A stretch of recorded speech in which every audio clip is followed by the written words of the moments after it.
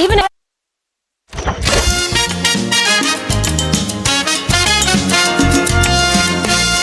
Howdy! How do you do?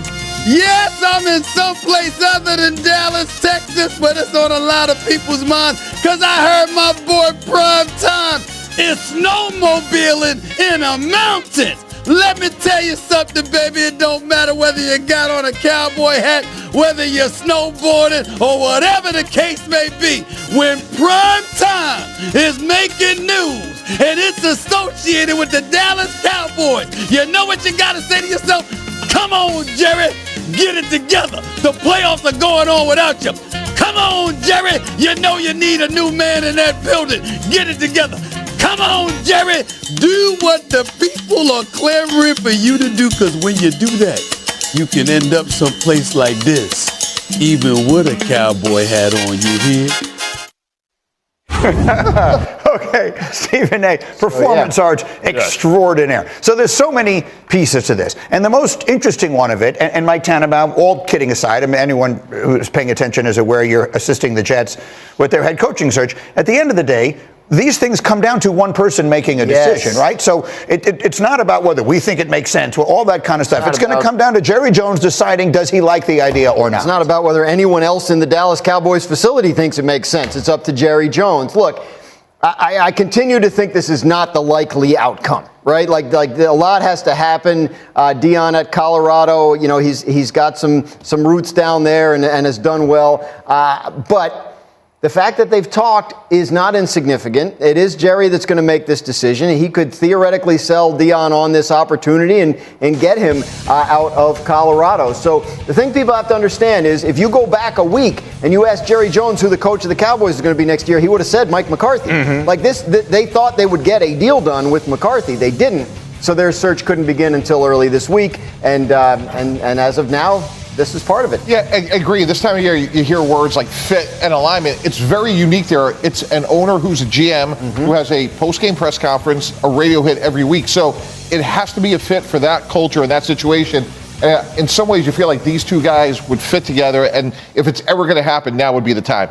I mean, this would be strictly a football. This isn't about selling tickers or back pages. Deion Sanders is a legitimate football coach who has proven himself at everything he's ever done. You know him. I mean, he was a teammate of mine for 2 years. Listen, people don't get confused with thinking Deion is like, you know, some new school type of guy. He's an old school principle guy. And what does the Dallas Cowboys need? Accountability. They've been living off of those, those 3 titles that they had in the 90s. Well, who better to come in than a guy that was part of that building process to help them get one of them chips? He can come in and he's one of the very few players that can get the ear of the audience, and he can call guys out. And what could you say? If you want to build brands, that's who you talk to. He can be a resource for everybody in that locker room and everybody within that building. Well, I think it's 2 different jobs that head coaches in Dallas have to do. You have to be able to manage the locker room, and you have to be able to manage the owner.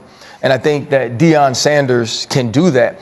It's not necessarily just about the X's and O's. Obviously, he knows and understands how to build a program when you look at Jackson State and also Colorado. But for Jerry Jones and Deion, it's having a voice that you value and respect. Someone needs to be able to have a conversation with Jerry, because you're never going to tell Jerry what to do. That, Jerry, this could be best for our team, and have him value that. And now when you look at a CeeDee Lamb, go back to last year when Dan and we're talking about the tours. Who better to say, okay, here is how you handle what it is to be a Dallas Cowboy better than primetime Deion Sanders? Right.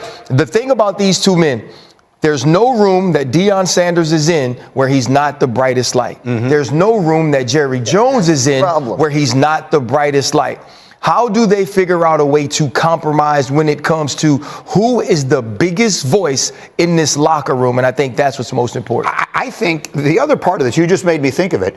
You know, Micah Parsons with all the podcasts. I mean, the Cowboys have far more podcasts than they have wins, you know, in this past year anyway. Like, I think that's the kind of thing, to your point, that Deion might be the one player or one of a very small handful of people who could walk into a room and say, guys, We're done with that. No, he can't. Not, Deion has a Tubi show right now.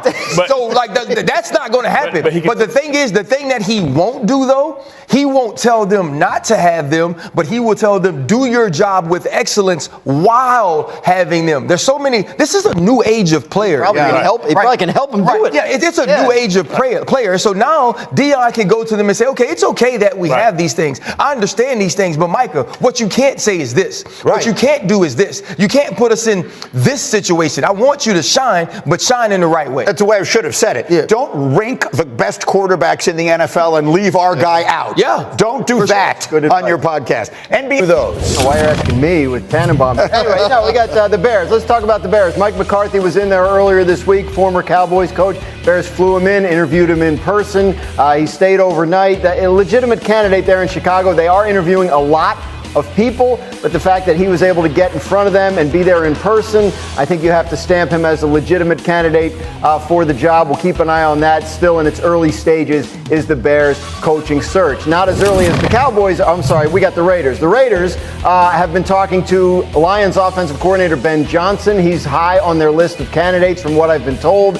Tom Brady, you see here, he's a minority owner in the Raiders. He's been involved in the interview process. He is said to be a big fan of Ben Johnson and trying to push hard to see if they can make that hire happen. They're also looking for a general manager in Las Vegas, but keep an eye on Ben Johnson if you're wondering where he may end up. The Raiders, a legitimate possibility. And then there is the Dallas Cowboys. We know this is Deion Sanders. Jerry Jones talked to Deion Sanders earlier this week about possibly coaching the Cowboys. Where that ends up is really anybody's guess at this point. They are interviewing Kellen Moore, the Eagles offensive coordinator, virtually today. They have an interview set up this weekend with former Jets head coach Robert Saleh. Leslie Frazier is on their list. Liam Cohen is on their list. But Greeny, I know you want to talk about this guy, Deion Sanders, who is apparently on the list as far as Jerry Jones is concerned, and we'll see where that ends up landing. I want to hear Stephen A. talk about it. Yesterday, Stephen A., for those of you who missed